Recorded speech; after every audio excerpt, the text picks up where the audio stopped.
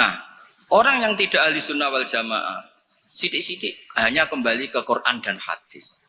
Betapa bahayanya itu, karena lafaz Quran dan hadis itu bagaimanapun itu lafaz yang pemaknanya bergantung para pakar-pakar usul fikih. Kenapa kita harus bermadzhab? Saya beri contoh betapa bahayanya tidak bermadzhab. Assalamualaikum warahmatullahi wabarakatuh. Alhamdulillahirabbil alamin wassalatu wassalamu ala asyrofil mursalin sayyidina maulana Muhammadin wa ala alihi washabihi ajmain amma ba'du. Ingkang sangat kula hormati Kiai Haji Idris, iki Pakde kawula, paman napa lah istilahnya nek teng Jawa. Wonten niki wonten Kiai Sekathah, wonten Kiai Said, Kiai Ama, wau dijemput Mas Aziz niki. Kula teko tok pun ganjaran kula sak gunung Uhud. Mergi wis ponakan sing apik, dienggo kongkonan yo nurut. Kula niku sakjane ngangge hukum akhlak tok niku ganjaran kula pun kuwat. Saya kemarin malam Rebo nderekno kersane Mbah Mus teng Rembang. Paginya ngaos tafsir di rumah. Itu satu-satunya pengawasan yang paling saya senang. Saya ketua di situ. Ketua yang menentukan. Liyane niku pun kalah terus. Habis niku bados ngasar hormat Mbah Maksum. Malam Kamis diaturi dalam sarang Maulid Rasul sallallahu alaihi wasallam. Sebelum lebih jauh tentang ngaji risalah di Sunnah wal Jamaah, aku cerita sanad. Terus Mbah Hamid alite namine iku Abdul Mukti. Riyen serumah dengan mbah saya. Mbah saya namine Fatimah. Mbah kula niku abahe namine Abdul Khaliq alite, tapi gede-gede dados Idrus. Jadi Fatimah binti Idrus bin Umar niku mbah kandung kula. Nah, Mbah Hamid bin Abdullah bin Umar. Terus potongan wali niku pun mulai alit. Terus Gus Samar pindah dadi wali pun terlambat mergi. Mas sama bakat wali niku pun ketok mulai alit. Terus mboten saged pencitraan. Tapi karena kuota wali zaman akhir sedikit, mungkin bisa ada kesempatan. Berdasar KKN mangke diajukan. Karena wali itu menedek wali, nabi saja bisa berdasar KKN. Nabi Harun itu harusnya agak nabi. Tapi barokah Nabi Musa itu alsah, pelak. Niku minta jubir. Jadi ono nabi proposal gitu. Ini cerita rileks mawon. Kalau ngomong serius ya sungkan baik terus. Niki kayak Pak De kula, kayak guru kula, riyen bapak kula niku mesti sowan Mbah Hamid. Riyen semaan teng Mbah Hamid mesti bapak kula. Pergi nggih wau disebut mantu ya. Mbah kula misanan, bapak kula mantu. Terus kula niku cerita Nabi Harun itu harusnya agak nabi. Berhubung Nabi Musa niku alsa, pelat niku ngendikan ketika jadi rasul itu pertama diangkat jadi rasul menghentikan. Ya Allah, saya ini pelat. Wa akhi Harun huwa afsahu minni lisanan fa arsilhu ma yarid ayusaddiqun. Sing pinter ngomong niku dulur kula Harun. Dados nak kula misale tenan alim, sing pinter ngomong Mas Ama. Niku saged. Siap. Ya setuju nggih. Ya ngono iku ya ono cerita ngoten ya ono. Terus ono nabi iku dadine nabi diajukan. Wonten SK. Dimintakan SK. Allah nggih dituruti mawon. Qala sanasuddu adudaka bi akhika. Ya wis saiki Harun tak angkat dadi. Tapi nabi kok proposal iki digo kalah-kalahan. Nabi Musa ini wadike Nabi Harun. Fial bae iktikaf munajat untuk kitab Taurat. Kau menyembah anak pedet. Ngono ku ya diwamuk pancen Nabi. Takdim Nabi kan wajib. Nggih, takdim Nabi niku. Nggih, takdim Nabi niku wajib. Berhubung Nabi Harun dadine Nabi lewat Nabi sinten? Musa. Iku darat-darat tenan. Sampai Nabi Harun ngendikan la takhud bil khiyati wala biras. Jadi salah kaum iku timbang nyalano awake dhewe repot nyalano wong liya. Mulane nek ana wong tukang nyalano wong liya niku ya rontok ana sanate. Tapi tetap salah ndekne ora nabi ya ngoten.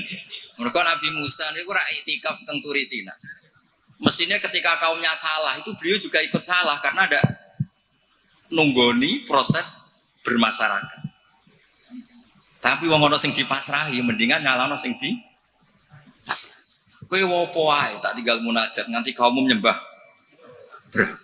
Jabe Nabi Harun nggih gampang, wis tak kandhani tapi ra ngandel. Purune mek Nabi sing asli mboten kados kula. Dadi lan nabroha alai akifina hatta yarji'a ilaina Musa. Mana nak sampean gelem apik mau ambek Mbah Hamid tok, nak ambek Mbah Idris ora gelem kowe bangsa Israel. Nak kowe wong Islam tenan ambek Mbah Hamid yo kepen dadi wong apik, dipimpin Mbah Idris yo kepen dadi wong apik. Termasuk sing ben ampun dikiai ini Mas Amak, Mas Aziz kudu gelem dadi wong apik. Nak brengkel ngenteni Mbah Hamid wangsul, berarti kados Bani Israel. Niki mukadimah sekaligus pressure. Pressure nak ngaku ahli sunnah wal jamaah minimal ilmune ya sakmene iki. Ora tau mondok kok ngake ahli sunnah napa? Wal jamaah. Akhirnya Nabi Harun dadi nabi. Mergo pinter ngendikan, wa akhi Harunu wa as-safu minni lisan. Mulane riyen wonten tiyang ya terkenal wali duka indawa. Niku ya kathah sing butuh penerjemah. Terus niki nek jenengan angsal nggih niki kula angkat dadi napa? Mutarjem napa? Mbon niku guyon tapi ilmiah. Terus nomor kali apapun baiknya tentang ahli sunnah wal jamaah, orang itu tidak boleh serius mempertahankan ahli sunnah wal jamaah, nggak boleh serius.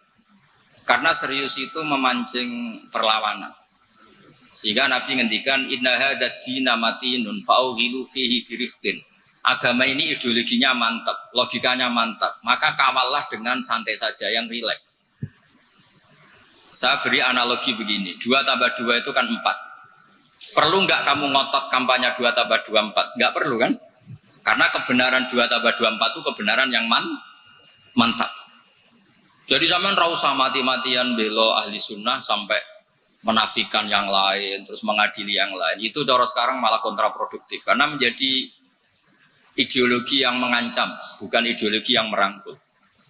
Sehingga guru-guru kita, mulai Bapak kula piyambak, Mbah Mun, Mbah Hamid, niku ketemu kelompok macam-macam nggih mboten terlalu ketok ekstrim. Bukan karena ngakui, tapi memang itu tidak produktif. Bangsa seneng tukaran, seneng geger itu tidak produktif. Karena inna hadzal dina matinun fa'ughilu fihi birifqin. Agama ini sudah aman, sudah bagus, maka kawallah dengan halus. Ya kayak orang kampanye di Indonesia tentang pentingnya makan nasi, orang tahu semua lah, tidak usah kamu cerita gizinya nasi gini, asupan nasi fungsinya gini. Orang sudah tahu lah fungsinya apa? Nasi. Begitu juga fungsinya madhab ahli sunnah apa? Wal jamaah. Satu madhab yang sanadnya jelas, akurasinya jelas. Nah saya tak cerita tentang sanadnya Mbah Hamid. Mbah Hamid dulu diantaranya tentu ngaji sama abahnya sendiri, Ki Abdullah. Karena itu sudah babul ilm, darul ilm, sudah komunitas ilmu. Di antaranya beliau pernah ngaji juga di Kiai Khalil Harun. Kiai Khalil Harun masih pernah mbah-mbahnya Mbah Maimun. Terus ngaji sama Mbah Dimyati di Termas. Mbah Dimyati itu adik kandungnya Kiai Mahfud At-Turmusi. Jadi kalau sanadnya Mbah Hamid pakai Termas ya Mbah Hamid, Kiai Dimyati At-Turmusi, lalu Mbah Mahfud Termas, terus Sohibul Anas, Sayyid Abi Bakar Sato, terus Sayyid Ahmad Zaini Dahlan. Sayyid Zaini Dahlan ini gurunya Syekhona Khalil ketika mondok di Mekah. Jadi semuanya ketemu, termasuk Mbah Siddiq dulu ngaji Mbah Siddiq sini, keluarga sini ngaji sama Syekhona Khalil itu langsung ke Sayyid Zaini Dahlan. Ya, bon nomor gimana? Oh kesimpulan. Nah kenapa sanad itu penting? Begini, saya beri analogi. Tag itu liar. Karena tag itu mau tidak mau harus pakai lafaz. Kata-kata itu bisa jami'un likulli afrodi. Ini sekaligus mukaddimah untuk ukhalnya Mbah Hamid. Makanya ketika Mbah Hamid dipuji sebagai pakar usul fikih, beliau juga ngaji Jamul Jama itu saya senang. Karena di situ nanti ada taqyidul mutlak bil muqayyad atau taqyidul am bil mukhassis. Saya ulang lagi ya, itu penting. Karena jika lafaz umum itu ditetapkan sebagai umum, maka akibatnya, saya ulang lagi.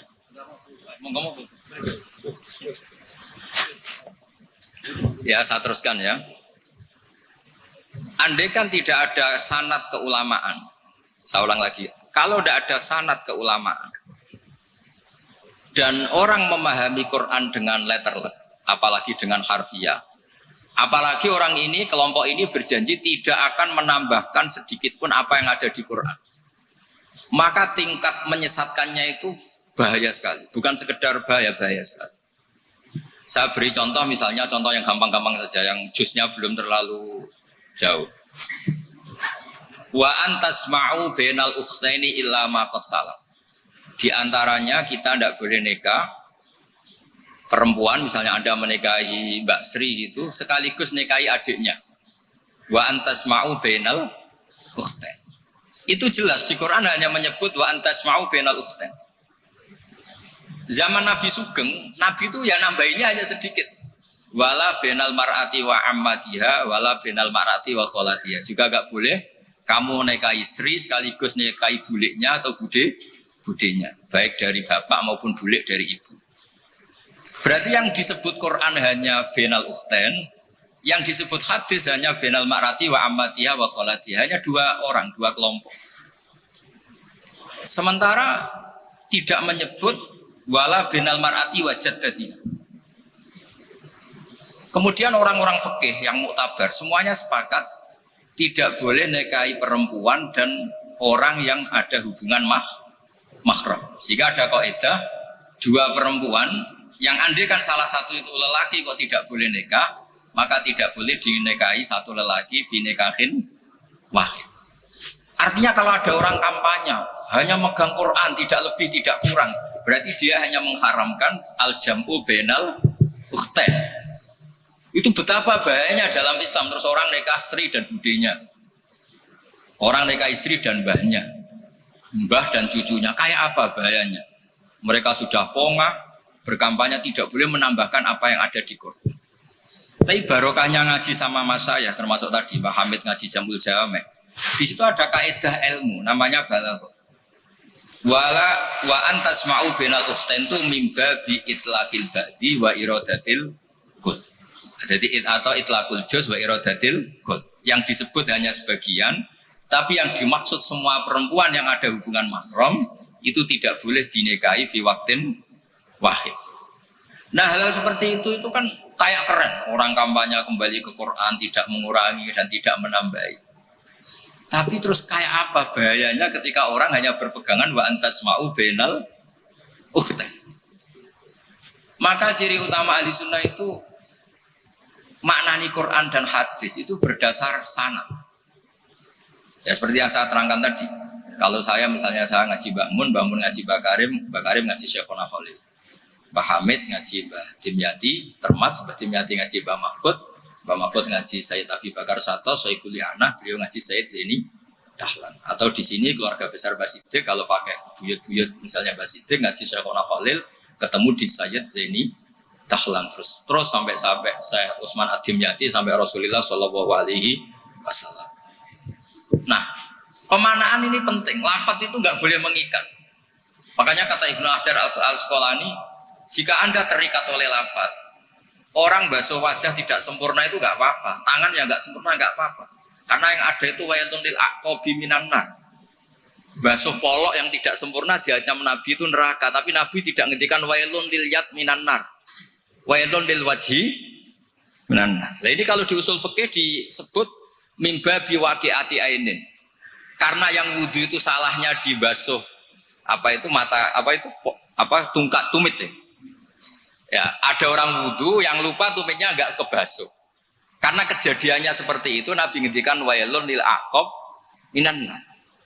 Apa tidak well juga ketika orang tidak membasuh tangannya secara sempurna? Apa tidak well juga ketika orang tidak basuh wajahnya secara sempurna? Kan sama-sama well. Tapi ini tidak disebut Rasulullah Shallallahu Alaihi. Ya misalnya Anda fanatik, pokoknya saya persis hadis yang wailun hanya lil aqab. Kalau tangan nggak apa-apa, wajah nggak apa-apa. Lu itu gendeng apa goblok?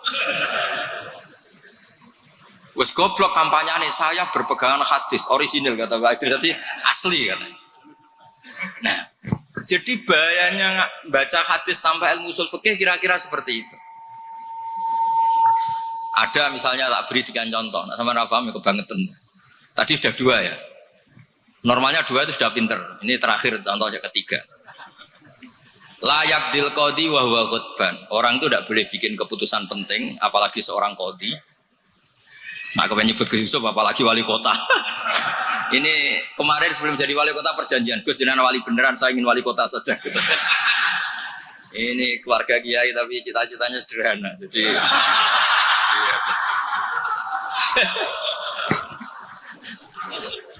itu bisa, itu kalau dalam madzhab tasawuf itu, kalau saya Mbak Idris Gus sama ingin jadi wali betul, tapi beliau sederhana sekali ingin jadi wali apa? Kota. Itu kalau niatnya tawadhu karena nggak ingin nyanyi Mbah Hamid, insya Allah barokah. Tapi kalau niatnya nggak ingin tirakat, nah itu yang masalah karena ada dua wali besar. Yang satu jadi wali itu karena kelirunya sih. Keliru itu artinya menyalahi a'aliyal umur, bukan keliru maksiat. Saya bilang keliru itu bukan harus maksiat. Orang baik itu bisa keliru, tapi tidak mesti maksiat. Wali yang satu itu kalau sakit bilang ya Allah, ya Allah. Tapi yang satu itu enggak, bilang aduh boe, waduh boe. Suatu saat wali yang bilang ya Allah itu jenguk wali yang kalau sambat waduh boe. Ditanya, kamu ini wali kalau sambat kok aduh boe. Jadi yang wali aduh boe. Karena saya itu ingin kayak orang awam, enggak sok wali-walian ya Allah. Loh itu yang bisa jadi wali.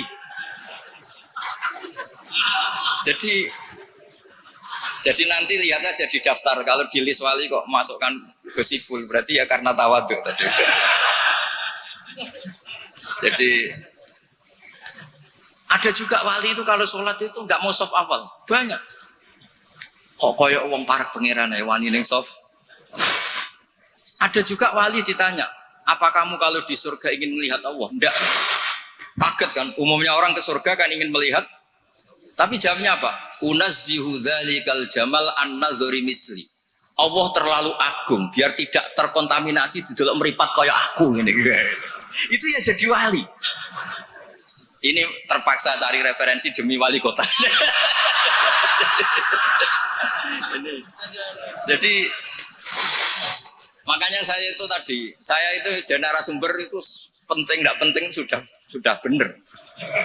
Mergo tawadhu di Rembang sini itu jauh. Gara-gara diteror ini yang manggil Mbah Hamid. Aduh.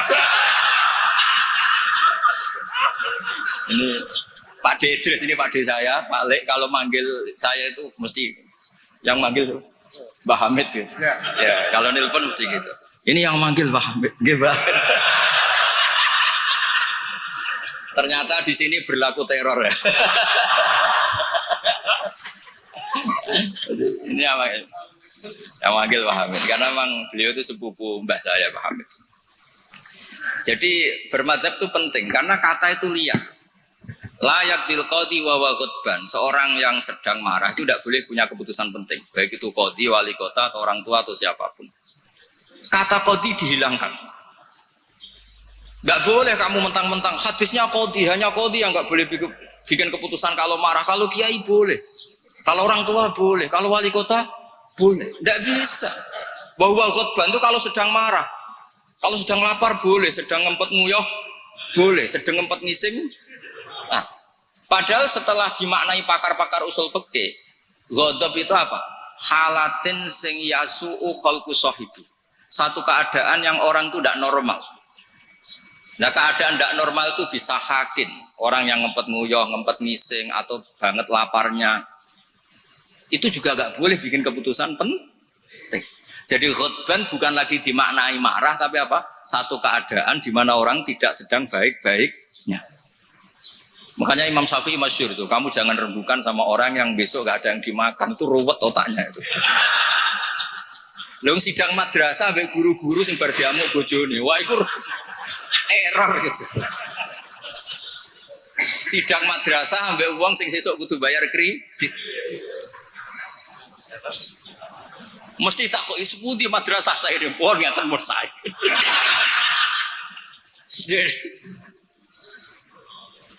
Akhirnya kata ghadban tidak sebagai ghadban. Qadhi juga tidak sebagai qadhi. Fatta sa'a bisa babil fahmu. Ijtihad itu menjadikan logika menjadi luas.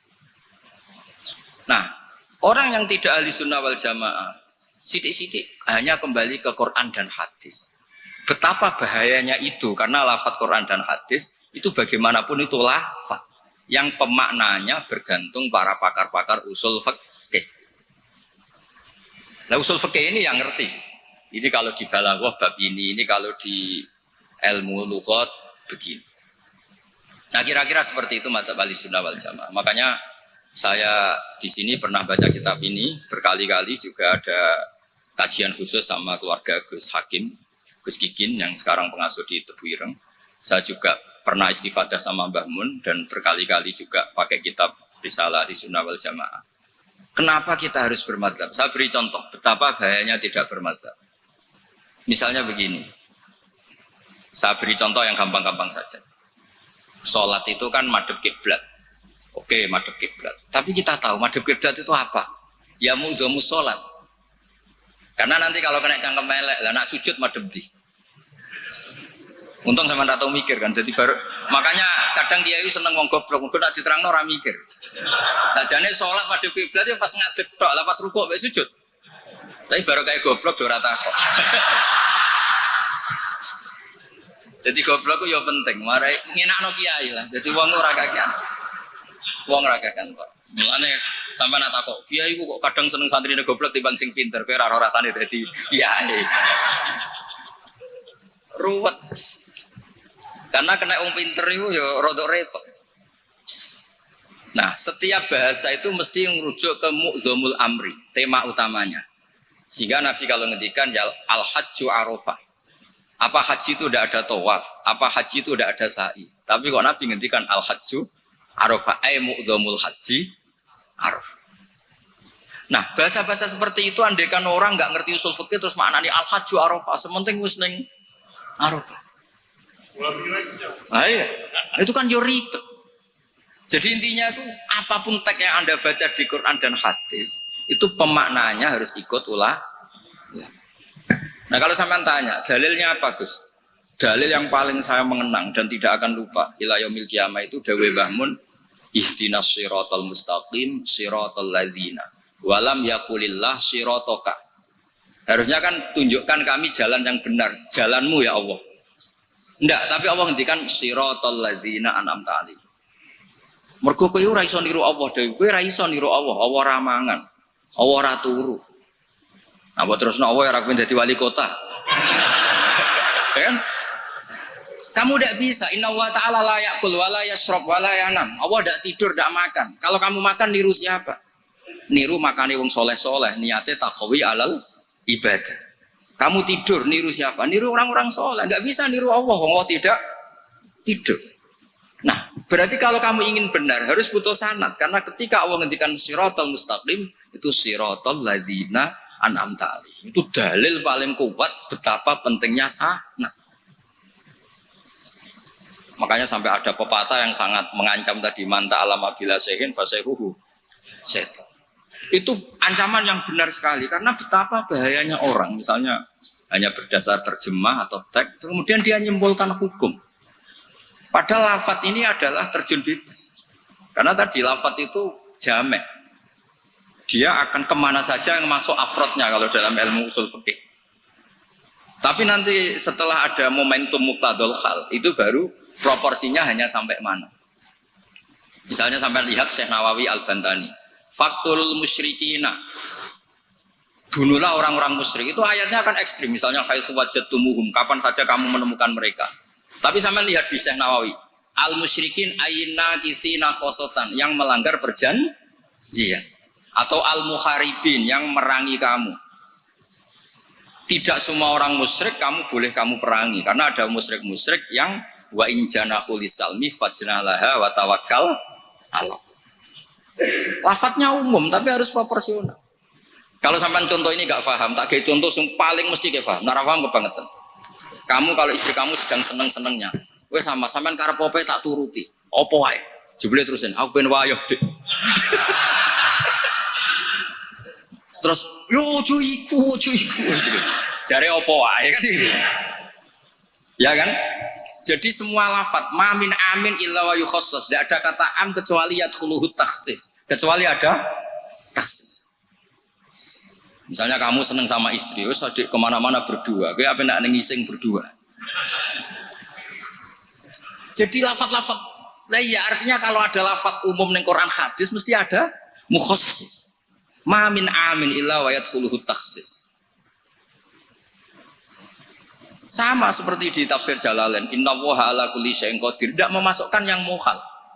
Tidak boleh ada pertanyaan gini, ayak diruwahu ta'ala ayyud hibadatahul aliyah, apa Allah mampu menghilangkan zatnya yang agung?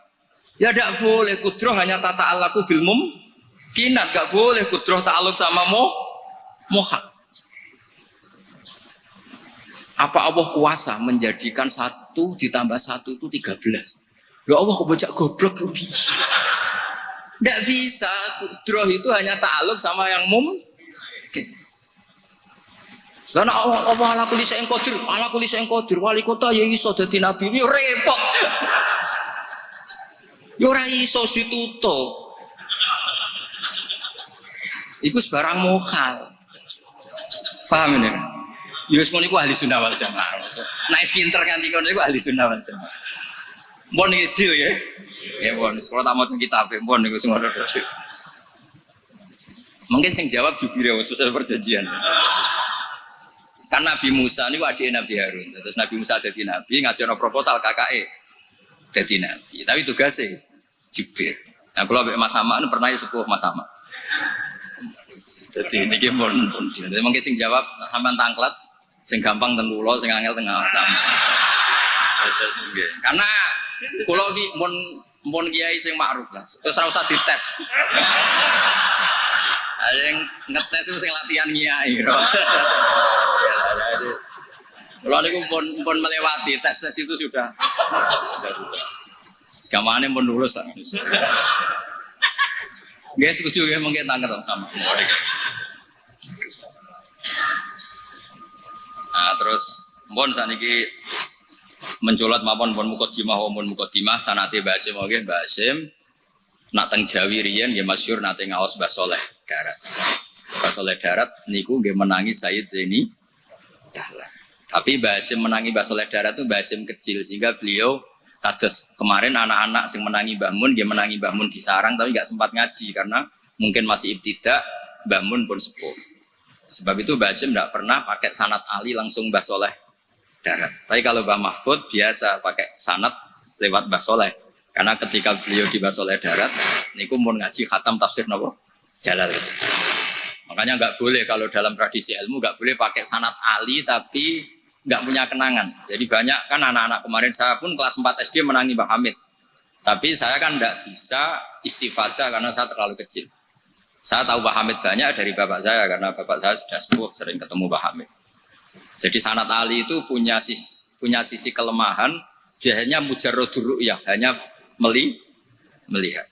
Makanya sahabat itu Amr bin Tufail itu akhiruman mata minas sahabat. Itu nggak dipakai riwayatnya karena kenangan mbek Nabi piye kok aku dijak bapak jamaah. Jadi mirsani Nabi tapi tidak punya kenangan sami aminan Nabi. Makanya sanad itu bagus nazil. Nazil itu jumlah ke Rasulullah besar banyak, tapi lewat orang-orang yang talaki mulazamah, ketemu orang-orang yang mulazamah. Jadi mendingan sampai Rasulullah lama, tapi lewat orang-orang yang mulazamah. Sehingga sanadnya Mbah Mun misalnya paling suka ya lewat Mbah Karim. Mbah Karim itu lama sekali di Mbah Hasyim, di Mbah Syekhona Khalil. Kila itu 20 tahun, Wakila 30, khilafnya itu 20 ke atas. Enggak ada yang 20 versus 2 tahun. Kalau zaman ziarah tok walen Mbah Khalil. Iku pendak banyak karep maksudnya. Nah itu iya kalau ziarah yang ingin ngaji itu bawa kitabnya dulu, setelah paham terus di kitab itu dibawa. Itu baru ziarah betul itu. Jadi sanad itu kadang-kadang sering bagus yang nazil. Nazil itu lama tapi kredibel. Lah Imam Syafi'i termasuk fanatik sanad nazil. Beliau itu sering ngendikan an Ibnu Umar an Rasulillah. An Abdullah bin Abbas an Ubay bin Ka'ab an Rasulillah. Kenapa muter-muter begitu padahal Abdullah bin Abbas juga sahabat. Tapi beliau sahabat pas itu kecil. Sehingga kenangan dididik Nabi langsung itu tidak banyak. Sehingga kalau ada ilmu banyak, beliau sebetulnya lewat Ubay bin Ka'ab atau lewat Umar bin Khattab.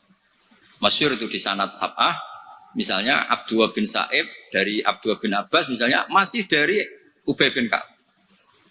Sama seperti santri sarang sendiri yang menangi Mbah Mun, banyak yang ngaji mahali lewat saya. Akhirnya ke Mbah Mun lewat saya, padahal dia menangi Mbah Mun. Tapi kan dia tidak ngaji mahali, karena pas itu masih kecil. Paham ya? Terus sanad itu aja mentang-mentang ketemu Mbah Hamid, terus koyo-koyo ilmu mus tingkat wong sing lu ketemu Mbah Hamid itu Mbah Hamid lewat ngendikan terus aku muridnya Mbah Hamid. Insya Allah nanggo syafaat cukup, tapi nanggo ngiyai ini.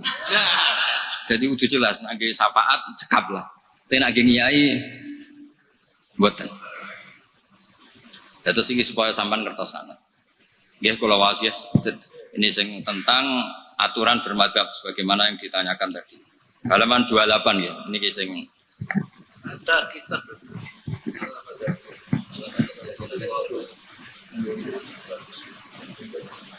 Allah Madadiyah punya kitab Allah Diniyah.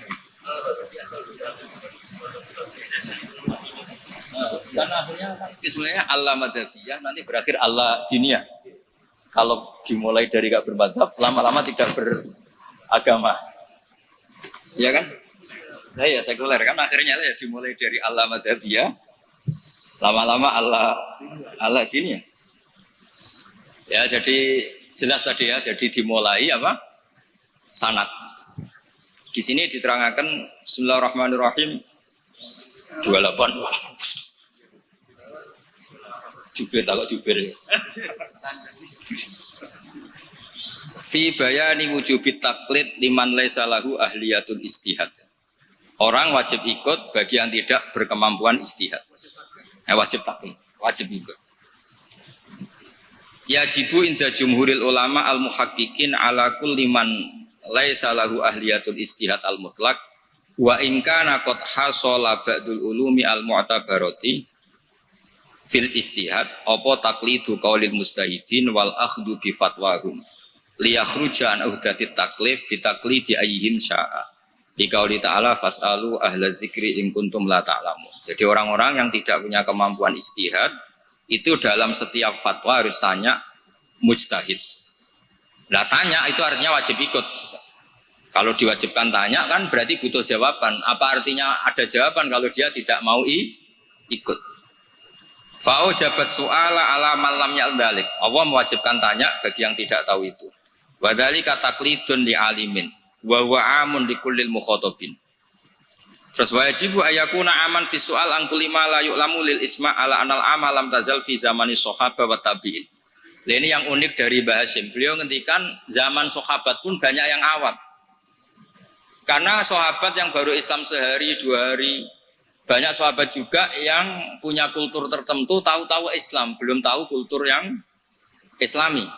Sehingga orang awam mulai zaman sahabat juga banyak. Sama tak cerita nih, sahabat itu ya kadang lucu. Jadi sholat itu pas sholat itu kenalan. Jenengan tiang putih, kalau tiang lekok misalnya. Cara saya ki nyuwun nomor WA, jadi itu kenalan. Sampai akhirnya Allah nurunaken wa qumu lillahi qanit. Ya biung adat di kampung kalau ketemu orang nggak kenal kan kenalan. Jadi pas sholat jamaah jejer wong yang nggak kenal ya kenalan. Jadi jangan nyuwun WA. Jangan kira semua sahabat langsung tahu Islam, kan ada yang qoribu adin bil Islam. Akhirnya Allah nurono wa qumu lillahi qanit. Makanya kenangannya sahabat, fa wa ma wajadtu mu'alliman ahsana min Rasulillah sallallahu alaihi wasallam. Fa wa man taharani wala kadza wa kadza inna ma qala li inna hadhihi salatun la yasuhu fiha kalamun adamiyun. Nabi ku cek pinter nak ngandani wong. Setelah orang itu kenalan, setelah sholat digandeng mbek Nabi. Jong iki sholat itu munajat. Yo nak munajat omongane mbek pangerane ora usah mbek wong. Jadi sholat itu momentum jagongane mbek pangeran. Wis tak jagongan mbek Allah wae ora usah mbek wong. Jadi orang nyentak batal sholatem. Oh, baleni nang mboten Nabi santai mawon. Inna hadhi sholat munajat, iki sholat itu munajat.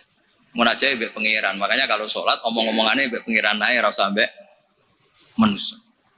Makanya si sahabat tadi itu senang saya tidak menemukan pengajar sebaik Rasulullah karena cara menyampaikan tidak lewat bentak, tidak lewat marah, tapi ngandani seperti itu. Jadi ya dulu sahabat ya biasa, sholat terus kenalan ya biasa. Karena qoribu ahdin bil Islam. Ketika ada tayamum, mereka juga agak ngerti tayamum itu hanya cukup wajah dan yaden. Ada yang yatamar roham, guluk-guluk gitu. Karena dikira kayak mandi, kalau mandi junub harus rata, tayamum juga harus rata. Jadi sampai anak orang fahaman, itu kancane gak kathah, riyen sahabat gak kathah sebentar. Mulane kula niku kadang dadi wong pinter yo getun. Mergo kula bolak-balik pinter. Wong goblok ku yo pinter. Karena saya nyontokno. Ngaji tafsir ku angel. Nggih dari bareng angel iku pinter. Berarti wong bodoh iku pinter. Karena nggih dari barang angel. Jadi saya ulang lagi kan, ngaji itu angel apa enggak? Angel. Nggih dari barang angel itu pinter apa goblok? Pinter. Berarti wong goblok iku pinter. Maka berbahagialah yang goblok karena hakikate pinter. Tapi saya tidak mau pinter yang jenis ini saja. Dia kan mikir negara itu ruwet, ya kan? Ngindari barang ruwet berarti pinter. Tapi tidak usah teruskan, sing nantang ruwet berarti.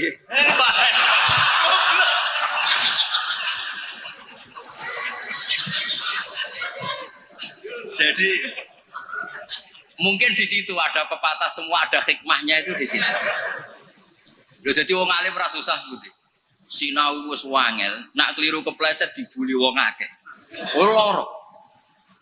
Wis ngono nak wis alim alamah, pengikute ini njuk syafaat. Lho kula nate dicitani bapak-bapak kula, Mbah Hamid Abai Idris nate nangis, nate muwun. Karena banyak orang salam template, banyak orang ngasih, banyak orang hormat. Kata beliau, Nur, aku soleh-solehku dewi gue golek ridhane Allah. Kok diwales dunya? Mesti diwales dunya itu kemudian banyak orang memberi uang. Tapi karena Pak Hamid wali betul, artinya uang itu dikasih-kasihkan orang. Jadi wali lomo itu sakjane ya rontok moh dosa ya. Karena nggak ingin kompensasi kesolehannya menjadi dunia. Makanya syaratnya wali itu kudu lomo. Karena kalau untuk diri sendiri berarti kan hadun nafs. Makanya kenapa ini sirinya, ini baru ini saya buka siri saya karena ada Pak Idris. Saya tuh kalau mulang bahagia sekali. Karena itu satu-satunya cara saya tobat. Saya istighfar tuh nggak ngefek. Tobatnya wong alim iku nak dosane kitmanul ilmi, tobatnya ya mulang. Berarti aku nak pas mulang lebur dosa. Makanya saya kalau mulang tuh bahagia. Jadi sampean tak anggap perangkat penghilang dosa. Lu ra iso wong alim gak mulang terus sampean istighfar gak bisa. Illal ladzina tabu wa aslahu wa bayanu. Tobatnya orang alim harus wa bayanu. Memberi enggak bisa istighfar. Makanya saya kalau ngajar tuh bahagia sekali. Karena itu satu-satunya cara ngilangi dosa. Kok pejabat lungo kan tuh SPJ Pak ya. Satu-satunya untuk uang legal ya ana cara lungo SPJ. Wong alim ya gitu, sama sebenarnya pola sosial itu sama. Ini buatan guyon ini tenang. Kenapa kalau saya ngajar tuh bahagia sekali? Karena itu cara saya untuk menghilangkan dosa. Dosa kitmanul ilmu. Makanya semua ulama kalau ngajar tuh bahagia sekali. Yang ngajar tidak harus seperti ini ya, kayak Pak Hamid lewat akhwal. Ada yang ngajar lewat akwal, ada yang ngajar lewat mau'idhah, tapi semua perangkat itu untuk tabyin, untuk memberi penjelas. Dulu Pak Hamid itu kan punya mercy, uangnya banyak dan semua orang menghormati. Ada orang agak drengki, agak iskal, itu jare wali kok nikmati dunia. Singkat cerita orang ini dijak naik mercy-nya Pak Hamid, disuruh megang gelas, masyhur cerita itu. Megang gelas penuh air. Kata Mbak Hamid, ini pegang nggak oleh kocak. Engkau melaku-melaku be aku. Naik mercy, kursinya juga longgar, gak dosoan.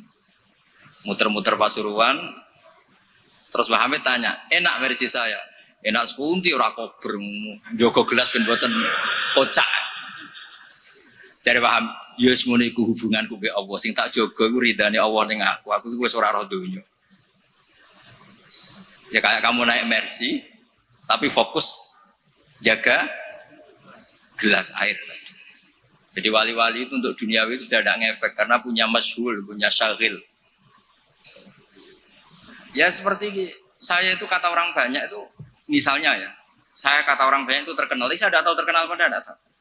Yang saya jaga hubungan Allah dengan saya, kalau saya betul orang alim harus mulang, kalau saya betul orang bodoh harus ngaji. Tapi ngaji bek sampean kan berat. Ngaji bek simpul kan ya lucu.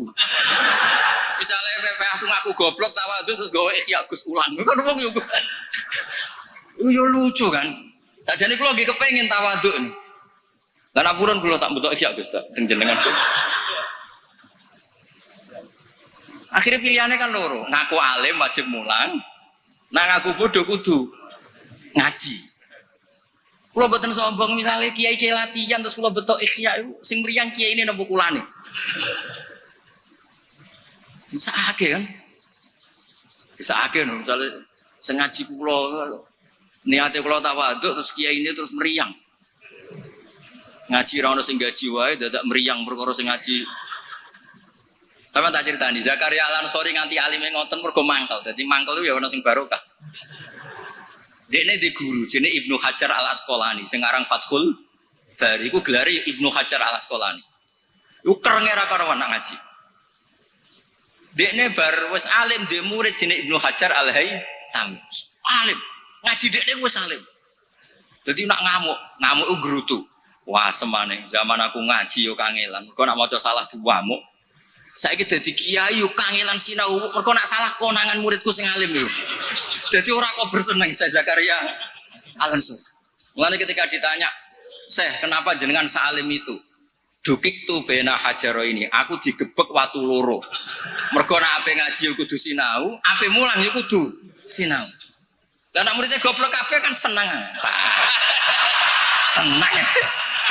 Bodoh nih santai. Ngawur sithik.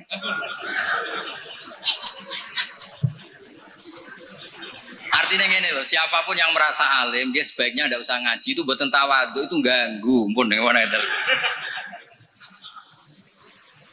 Mau nih deal ya, mau ngaji rilek mawon, buatan usah. Koyok ya mempertahankan ahli sunnah apa? Jamaah biasa. Pokoknya inna hadza dina matinun fa'ughilu fihi birifqin. Agama ini sudah kokoh, sudah mantap. Kamu tidak usah berlebih. Kamu tidak usah berlebihan kampanye 1 tambah 1 2 karena sudah mantap. Mohon santai mawon. Oke santai mawon pun akan tergolong. Terus wa yattabi'unahum fil ahkam terus fa innahum yubadiruna ila ijabati su'alihim min ghairi isyaratin ila dzikrid dalil. Karena yang tanya orang awam ya cukup dijawab, tidak menyebut dalil.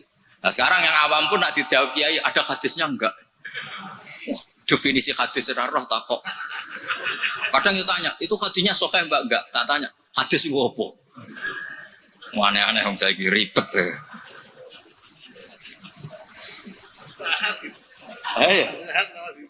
Enggak, padahal di Bukhari banyak hadis.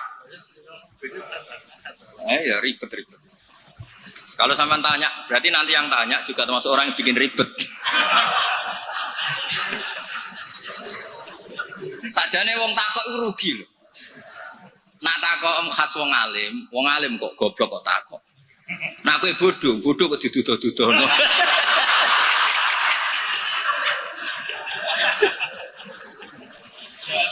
Lo pernah lho. Gus Zofur pernah seminar di Kalimantan, Sulawesi itu banser Gus Zofur. Banser semangat. Itu setiap seminar NU kan mesti tentang Mbah Hasyim. Itu ada yang tanya, Mbah Hasyim itu siapa? Orang acara NU orang tanya Mbah Hasyim itu siapa? Kaget kan? Nanti jangan-jangan sampean tanya, mazhab itu apa loh? Banyak orang yang teman-teman paham itu wali-wali itu apa? Di Padang wali kota repot. Jadi orang tanya itu kadang ribet.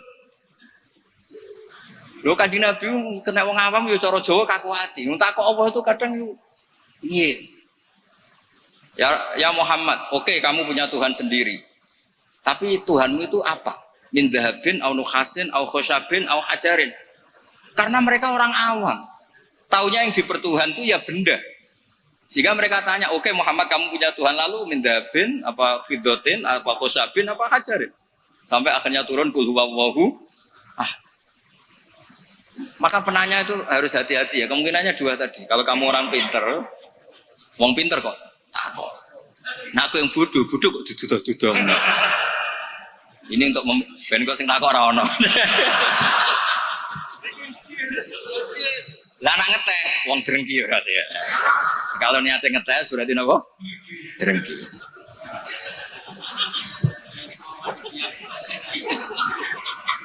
Buatan rileks mawon niki kalian Pak De kula kalian keluarga niki. Buatan nanti sing santai mawon.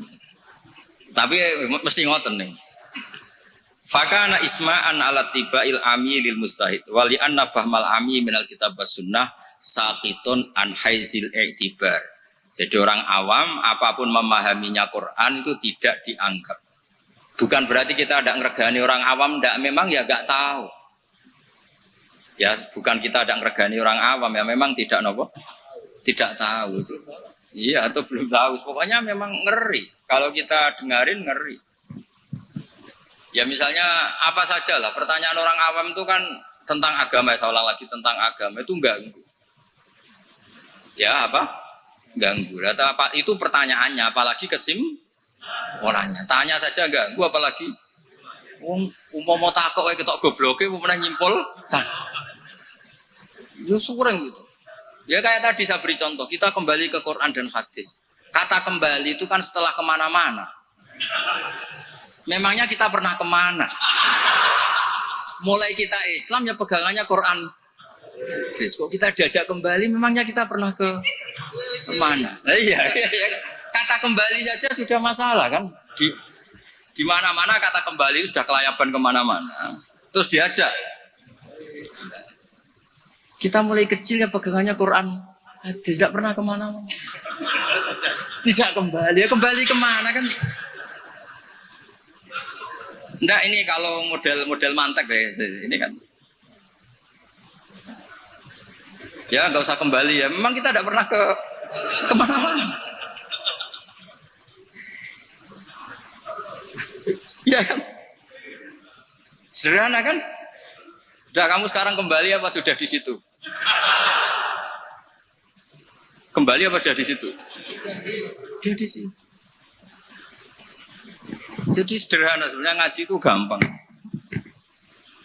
Illam yuwafiq afhama ulama ahlil haq al-akabir al-akhyar. Di sini disebut al-akabir al-akhyar. Ketika Mbah Hamid terkenal, Mbah Mun terkenal, Mbah Hashim terkenal, itu penting, itu rencana Allah. Supaya orang kalau terkenal itu barokahnya itu diuji oleh publik. Jadi terkenal itu tidak perlu kamu hasuti. Kalau Allah menghendaki supaya ada konsensus. Karena ulama ini butuh ijma. Jadi enak anut wali yang terkenal dibanding wali versi-versinan. Paham ya? Ono wong misalnya nyuwun sewu rambutnya gondrong ning dhuwur gunung, ora tahu ketemu wong. Terus jare muridé iku sing mulang langsung Sunan Kali Jogo, tongkate Kali Jogo, klambine Antakusuma. Sing ngakoni mung wong loro. Wis wong loro oleh muni ngene, enggak semua orang tahu kalau dia wali. Waduh ribet. Itu enggak boleh jadi pegangan. Di antara syaratnya pegangan itu asyuroh wal akabir, harus punya status besar. Karena ini lewat diuji. Berapa orang yang diceritakan meragukan kewalian Mbah Hamid, tapi gara-gara ngalami kasfud domair, apa yang ada di hatinya dibuka Mbah Hamid, akhirnya ikrar. Enaknya wali terkenal kan ada proses pengujian kan. Nah wali dhuwur gunung muridé mok loro cek bangga orang geruwong. Sing mesti kalimatnya orang geruwong orang geruwong kebodhon koyo kowe.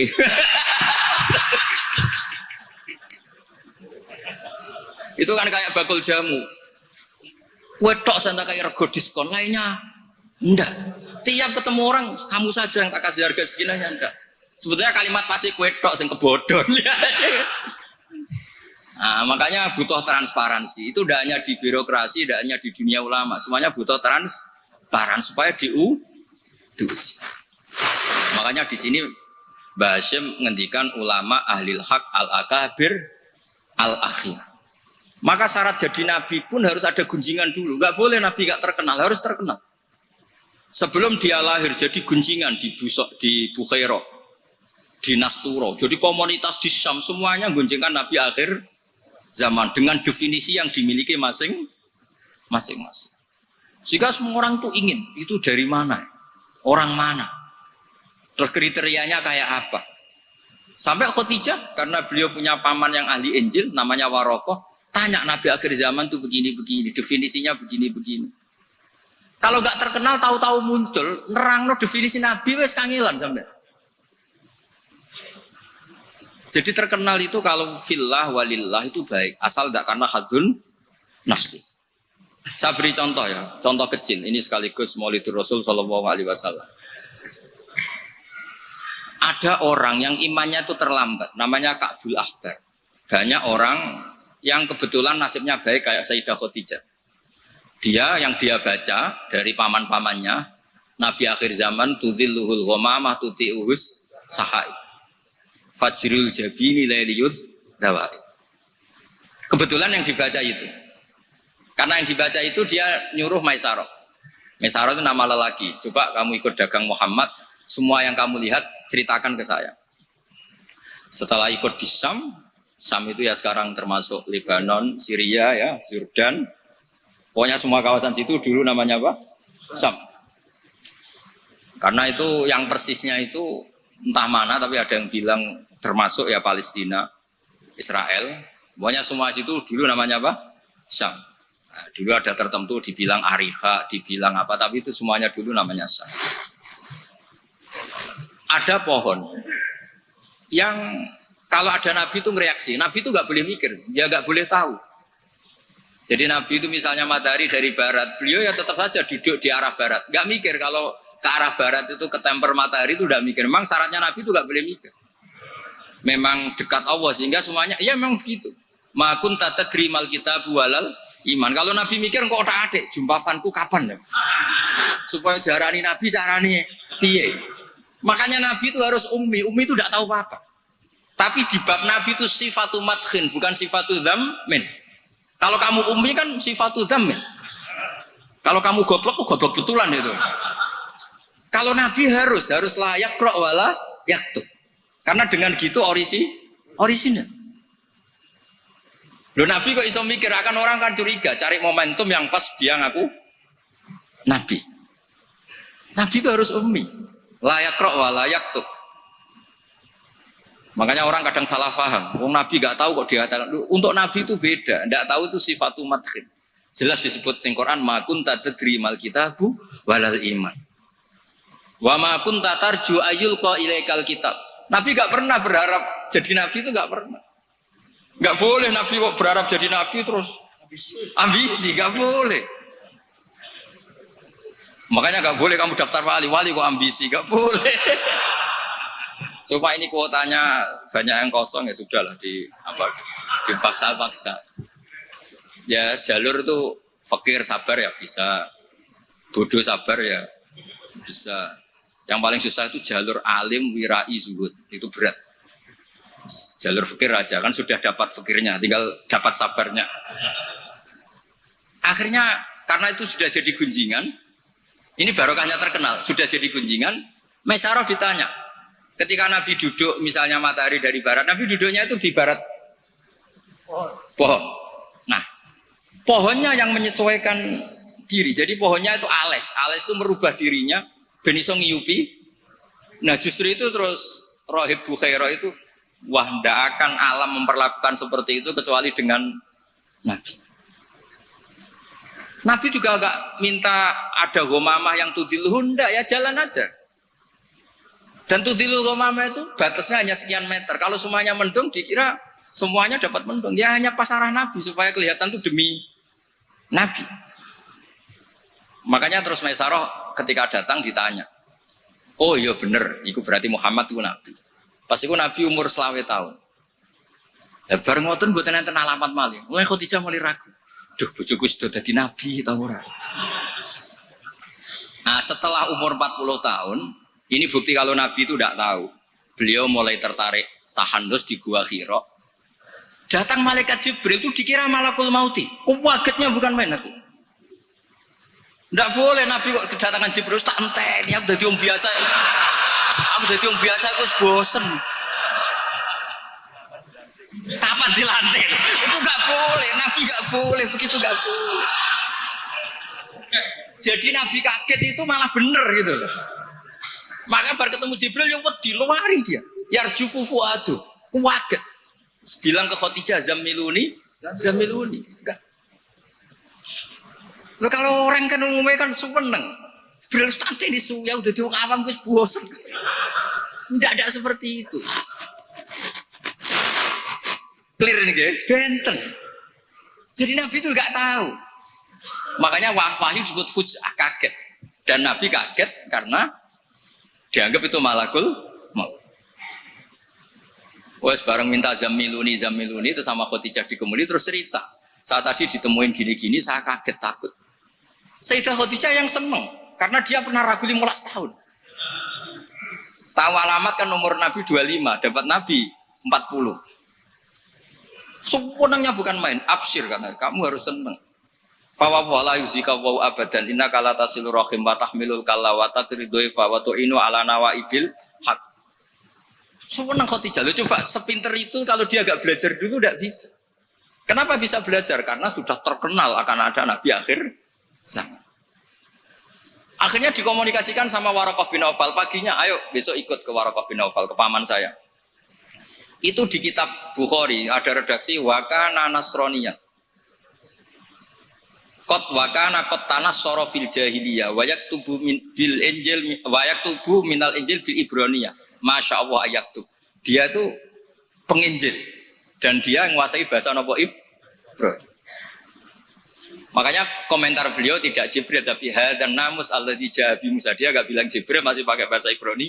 Hadan namus alladzi ja'a bi Musa. Dan syaratnya Nabi kudu diusir. Nah, ini yang agak berat. Tapi ya barokah, semua orang yang diusir kaya Nabi. Padahal diusir muka mertua mergo ngentekno donyane. Diusir ka mertua ngentekno donyane jare. Ketika Waraqah bin Naufal itu sudah ngakui kalau Muhammad ini nabi. Niku ngendikane lucu. Ya letani fi hajat an khina akhrajaka qaumuk. Aku sayang wis tuwek, cung umpama ijek kuat ngono. Andaikan saya nanti masih kuat, itu saya ingin bela kamu. La ansurannaka nasran mu'azzaran.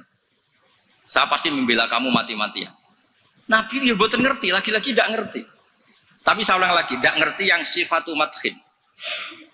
Nabi ngendikan awamu khrijiyahum. Kalau kiai-kiai sarang, ya maknanya itu khobar muqaddam, mubtada, mas awamu khrijiyah ana ta iku wong sing ngetono ingsun hum te kaumi. Saya ini Quraisy. Saya ini terpandang, keluarga saya orang terhormat. Masa iya kaum saya ngusir? Kan enggak kebayang ya, misalnya Gus Ahmad diusir wong Pasuruan, Putu Bahamid, orang-orang terhormat kan enggak kebayang terus. Makanya Rasulullah itu juga GR, masa iya saya ini anaknya Abdullah, anaknya Abdul Muthalib, orang terpandang kok di. Tapi Waraqah bin Naufal ngendikan, "Cung, aku wis tuwek, sayang saya ndak menangi kamu ketika kamu diusir." Lu coba kalau itu nggak ada bukunya, nggak ada referensinya kan nggak tahu. Nabi Muhammad protes, awamu khrijiyahum, masa saya ngalami diusir. Terus beliau ngendikan, ndak ada orang yang seperti kamu illa udiya, kecuali dimusuhi. Wa iyyudrikni yaumuk ansurka nasron mu'azzaron. Andaikan saya menangi itu, pasti kamu saya bela. Ternyata akhirnya Nabi diusir. Dan itu Waraqah tahu, Khadijah tahu. Maka menurut pakar-pakar tarikh, andaikan kita secara ngawur, secara objektif, kadang objektif yo ngawur, mergo terus gak sopan. Kadang objektif yo ono ngawur, mergo terus gak sopan. Awaluman amanah mutlaqan itu pilihannya kalau ndak Khadijah itu Waraqah. Nggak mungkin Abu Bakar kalau kita boleh ngelamak, boleh ngawur sidik-sidik. Karena pertama yang diceritani beliau Nabi itu Khadijah. Berarti awal aman harusnya Khadijah karena pertama yang. Tapi pertanyaannya dibalik, Khadijah pas iman itu rodok-rodok mamang sebelum terkonfirmasi dengan Waraqah. Jangan-jangan Waraqah. Nah, terus akhirnya di kitab-kitab dibak berjanji supaya ngikuti adat-adat ulama, ya ngikuti adat-adat madzhabuna semua. Awaluman aman minar rijal Abu Bakar wa minan nisa Khadijah wa minas sibyan Ali wa minal mawali Zaid bin Haris. Karena ahli sunnah wal jamaah itu gak kepengen objektif tapi ngelama. Lu mau awaluman amanah mutlakon kok ono skor. Makanya sekarang di pejabat juga mulai usum kan, pemimpin umum, pimpinan. Mereka kadang sing wakil itu rodo izin jadi wakil itu. Supaya terhormat semuanya disebut apa? Pimpinan. Iya, ketua umum terus ketua itu sudah mulai berperadaban. Iya, ketua. Umumnya ketua. Iya. Umumnya ketua. Jadi ini cerita ya. Makanya kitab-kitab ahli sunnah wal jamaah itu nyebutnya itu awaluman amanah minar rijal Abu Bakar wa minan nisa Khadijah wa minas sibyan Ali wa minal mawali Zaid bin Harisah. Andai kan pertanyaannya agak objektif, yang mutlakon siapa? Dari sekian pemenang, yang pemenang sejati siapa? Mesti debatnya tuh antara Khadijah dan Waraqah. Tapi gue niku objektif sing ora bener, susah nggak hukum adab ya rasa kecangkeman. Akhirnya tadi awaluman amanah tapi dari kelompok rijal, dari kelompok nisa. Tapi secara logika, wong pertama yang diceritani Khadijah dan ketika Nabi umur 25 nganti direwangi wong Maisarah ya karena sudah. Ya tapi kalau itu dipakai, jangan-jangan Bukhairah, malah panjang lagi kan? Jangan-jangan Nas Turo, ya mungkin. Buktinya orang Raja Habasyah ketika dia dibacakan surat Maryam oleh Ja'far bin Abi Thalib, dia langsung iman. Inna hadza wa ma nazala ala Musa lamin miskatin wahidah. Ini dengan yang dibawa Musa itu dari mata air yang sama, dari sumber yang sama. Kemudian dia juga iman. Daripada geger-geger ngono ora usah ngono, ana minar rijal, minan nisa, minas sibyan, minal mawali. Jadi ahli sunnah itu ulama yang enggak suka objektif kalau itu punya akibat ngelama. Kerepotan. Corong Jawa itu kerepotan, ribet. Misalnya ono wali terkenal terus urip ning daerah tertentu, tapi ning kono iku numpang iku lho, Karmen. Dhisik iku tanah sing dienggo tanahe Parman. Wali kok numpang kan yo ora enak.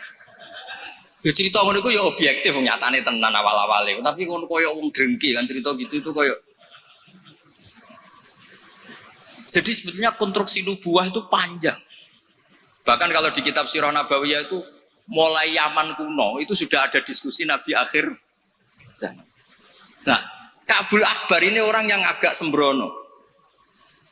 Dia itu kitab yang dibaca itu Taurat dan dia masyhur itu kan Al-Hadis Susani an Yasar bin Atha an Ka'bil Akbar satrusnya ila sifron wahidan karena yaktimu wa idkhiluhus sundu.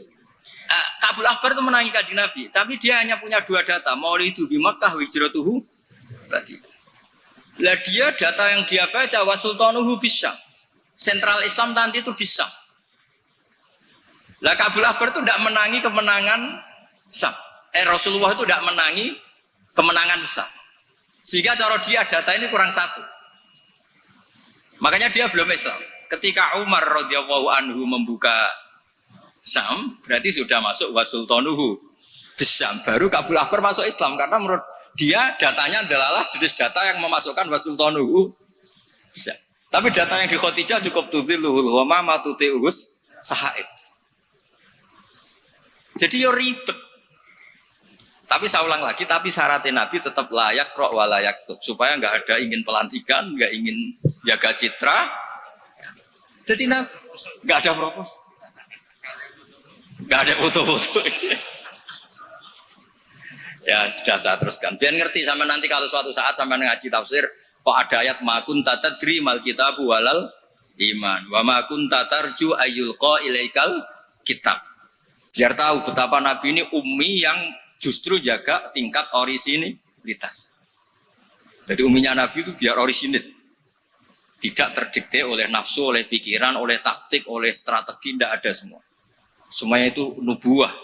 Makanya madzhab Ahlussunnah apa walam takun nubuwatun muktasabah walau raqo fil khairi la aqobah balda kafadlu wa yu'tihi liman yasha ujalla wa ibul minan. Jadi syaratnya Nabi itu enggak ada ikhtiar. Dan ketika dikasih juga enggak boleh tirakat dulu. Ya sudah alami saja. Lho Nabi teng Gua Hira niku mboten tirakat kok jenengan mute mboten nggih sangu. Sangu bekal. Jelas mboten rokokan. Ora kowe bekal terus ape tafakur go rokok sak pes. Sudah tudut delok langit jare tafakur. Wah ribet go kopi sak tremos, go mie sak kerdus mboten ngoten. Ya tahannas, wa yatazawwat. Yatazawwat itu betul napa? Bekal. Betul sah. Pun kula terusno. Engko sing takon mboten wani Mbak Idris ya aman.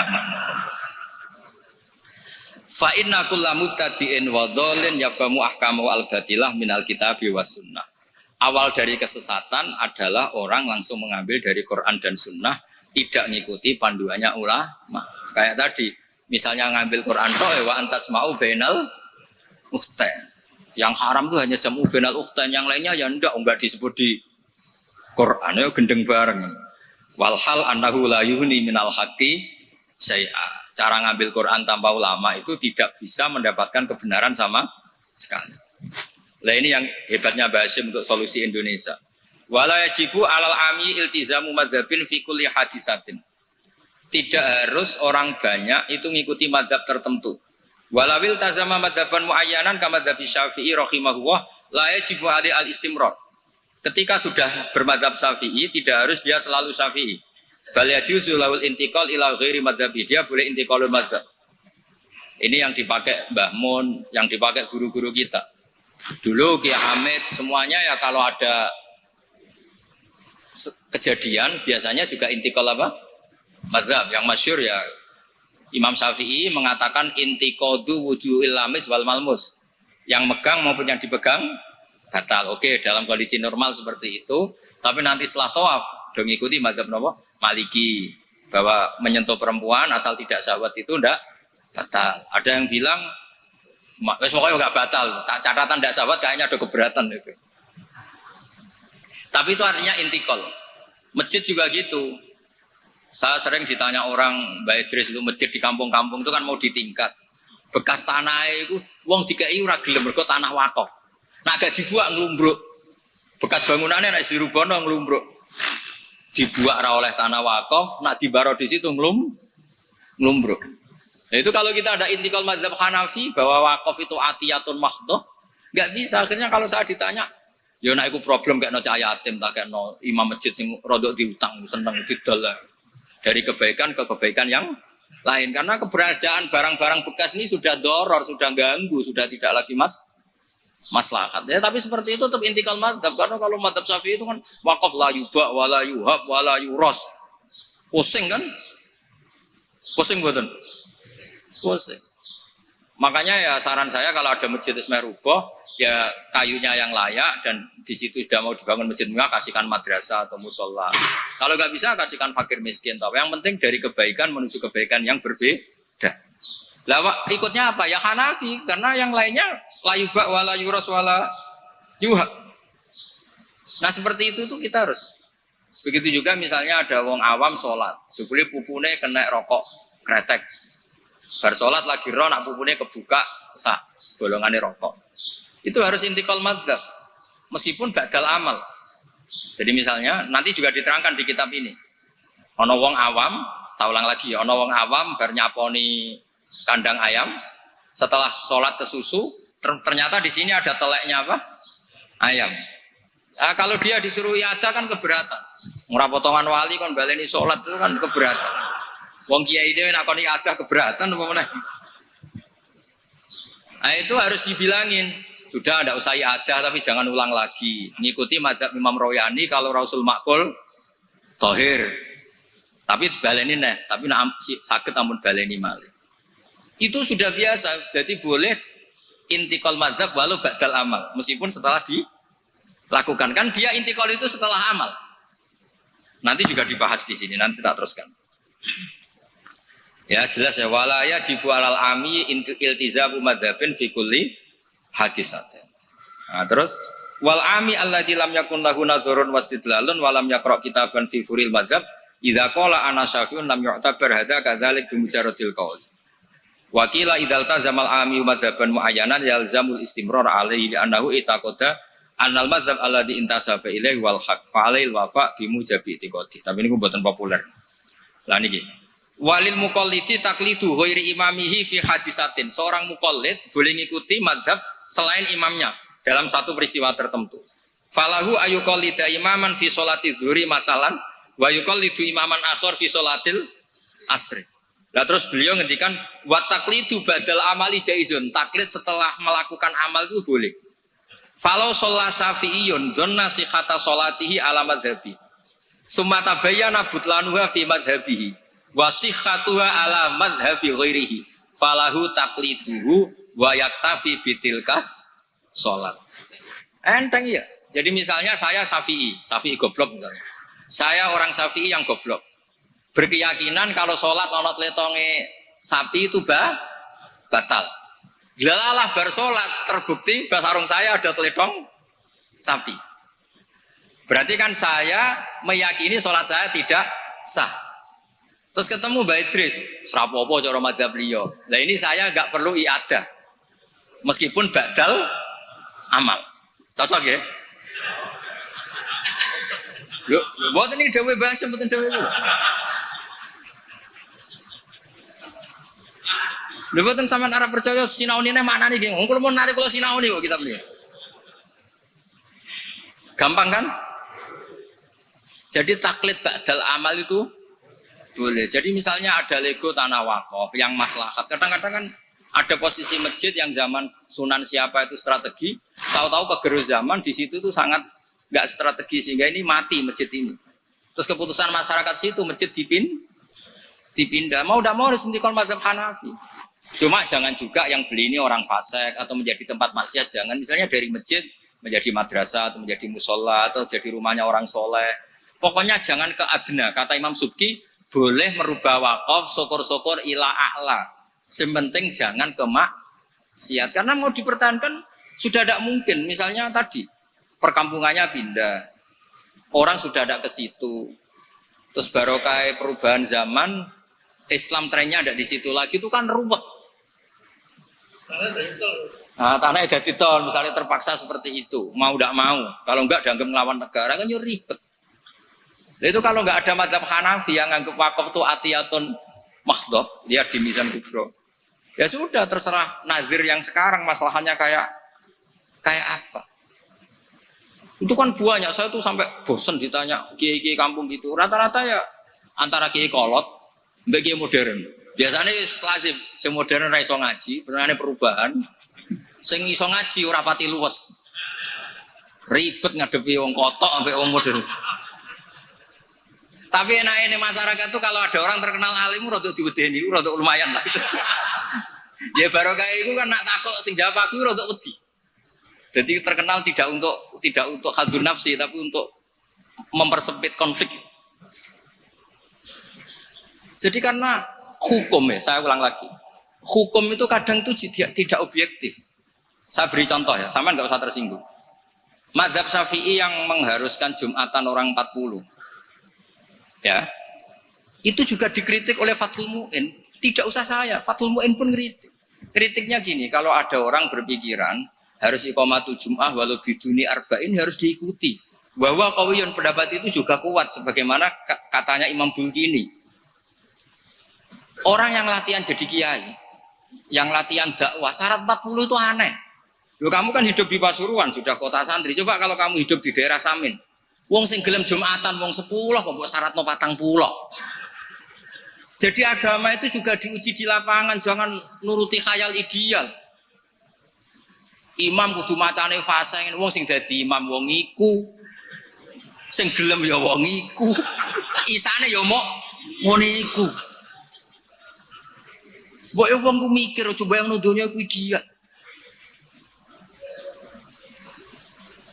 Zaman neng Mekah Nabi diuji wong kafir, neng Madinah diuji wong munafik. Padahal ditunggoni Sayyidul Khalqi, Iku pelajaran nak dunia iki ngono iku ruwet. Dipimpin wong paling sempurna ya ono wae masalah. Pemene mbok pimpin kon, kowe wis masalah. Wis ora usah masyarakat kon dhewe wis masalah. Wis masalah. Loh saya pernah ditanya. Terus orang yang tidak peneliti itu biasanya membayangkan enggak 40 itu orang di pedalaman Pasuruan, di Bromo, di Tengger, di daerah-daerah gitu. Itu juga keliru. Sebetulnya yang potensi enggak 40 malah Islam kota. Islam kota ngeten Mbak Idris, kalau kasus di Jogja, di Jakarta, saya sering ditanya orang-orang kaya itu. Gus, saya mau bikin Jumatan, tapi orangnya kayaknya 40. Orangnya paling 10 Gus, kalau enggak 20. Tapi nanti 3 minggu lagi paling sudah 200. Itu pertanyaan Islam kota. Nah, karena saya lama di Jogja juga banyak interaksi dengan orang-orang Jogja. Kasusnya itu gini, Mas Ebul, kan ada perumahan elit, pengembangan bikin perumahan elit. Itu kan yang langsung ada masjidnya, ada paket, ada masjidnya. Nah, yang datang situ pemilik rumah tok. Ternyata orang elit ini hanya orang 20, yang Jumatan 10, berarti hanya 10. Tapi nanti setelah 3 bulan, supirnya ikut, stafnya ikut. Cara Gosipul tukang buka pintu ikut. Aduh, wali kota mulya. Buka pintu ora gelem. Iku ya kudu ikut. Wah, akhirnya dia bilang, nanti gue setelah 3 minggu minimal 200 yang Jumatan. Loh, saya tanya kok bisa? Ini supir saya belum ikut, ajudan saya ikut, tukang parkir belum ikut, tukang satpam belum ikut, tukang pintu gerbang belum. Ya aku ya, biro-biro Islam kota klaim Jumatan sudah lah Jumatan saja meskipun 40. Sama lihat di kitab Tazkirun Nas, karangan seorang Habib itu kitab Tazkirun Nas. Cari di Anah, cari di semua kitab Madzhab Syafi'i mesti ngendikan syarat arba'in itu syarat ideal. Karena ngendikan Imam Syafi'i kalau orang 40 itu pasti salah satunya wali. Imam Syafi'i tidak menangis. Saiki kumpul sewulah kau yang ini kira mesti ono waline. Iya kan? Imam Syafi'i gak menangi itu. Walau adanya wali itu. Dulu itu saking banyaknya orang wali, orang soleh, tiap ada orang 40 pasti ada. Sekarang kalau orang ribuan pun ada jaminan kalau ada walinya. Kalaupun ada jalur istri juda, jalur fakir sabar, pun jalur-jalur itu. Nah itu kan kata siapa Madzhab Syafi'i itu absolut di ashabnya, tidak mesti juga. Karena di level lapangan itu beda di level khayal ideal. Kalau khayal ideal inginnya imam yang terbaik. Paham ya? Afqahuhum yang paling ahli baca, afqahuhum yang paling ahli fikih, asanuhum yang paling senior. Terakhir malah berat lagi. Wa imamu qaumin wa hum lahu radun. Dimami orang yang semuanya menerima. Lha iku ape pilkada apa dadi imam? Disurvei sih. Jadi misalnya saya dengan Gusipul, survei dulu. Waliul Amri menang di urusan Waliul Amri, berarti menang wali kota. Kalau Alam kayaknya menang saya misalnya. Ribet kan? Akhirnya kan poinnya 1 banding. Nah, tinggal poin terakhir wa imamu qaumin wa hum lahu radun, konsensus kan? Ayo polling dulu. Polling dulu menang wali kota kan bisa bayar dulu. Kiai kan tidak bisa. Paling ngancam cara milih saya neraka. Repot kan? Kan repot jadi.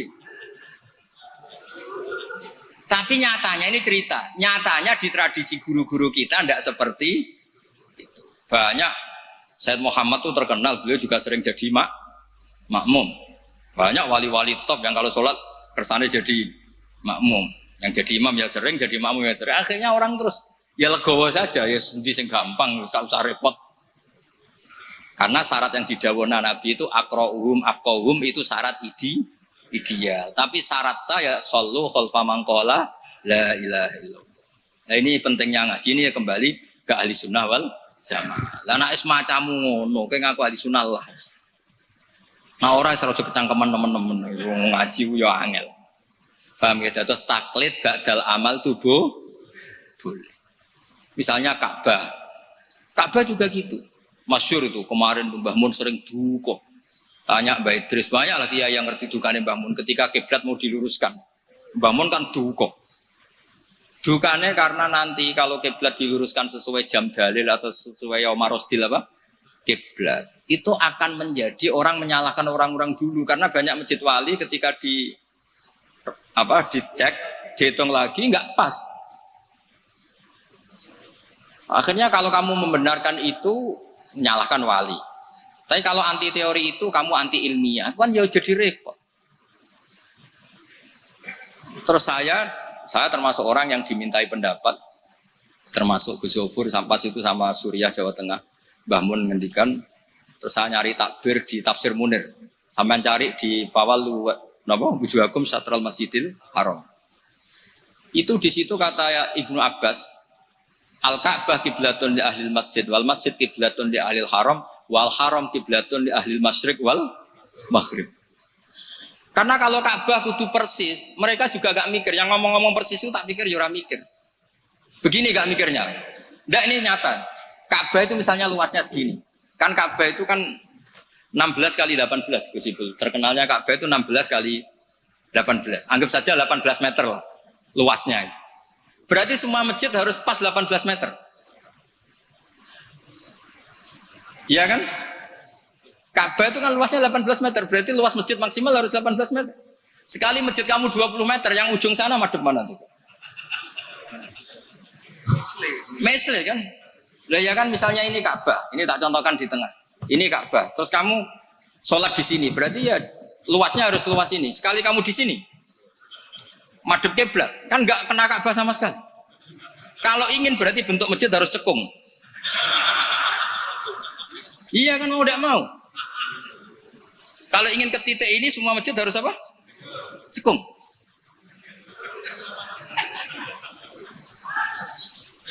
Lah itu pas itu Mbah Mun saking dukane ngendikan gini. Senengane bener Ka'bah. Rumangsamu sing wajib madhep Ka'bah iku mok wong salat tok. Wong mati wajib madhep Ka'bah iku keduki kabeh. Sampai ketika gitu lho. Saking dukane Mbah Mun. Memangnya yang wajib madhep kiblat itu hanya salat. Orang yang mati pun harus madhep Ka'bah. Keduun kabeh. Iku cek versi kaul qadim kabeh.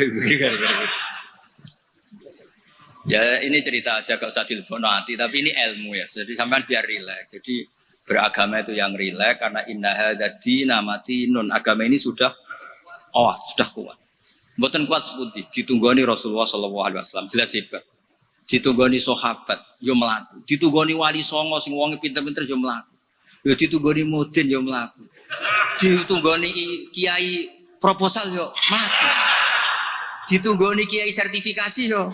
Nah, itu yang hebat bukan kiainya karena agama ini dijaga Allah Subhanahu. Mulane kalau kan dadi kiai khusuk teman-teman mboten purun. Rugi. Agama wis dijaga pangeran. Kalau khusuk ora khusuk bahkan saya jatuh sekalipun hadzin tetap matinun. Yang jatuh paling seorang bahak bukan hadzin. Mulane kalau kiai wis wantes. Terus cara bapak ngoten. Kiai tenanan goblok-goblok kiai. Kok sakit Pak? Lho inal huda wala apa tenanan suwe mulang ya mulang. Suwe mulang ya mulang. Mbah Mun ngandani saya juga gitu. Kowe nak mulang wis mulang ae, aja geman kepen minterno santri, demen kecewa. Wong kula mulang mulai dhisik nganti saiki sing goblok ya pancet goblok.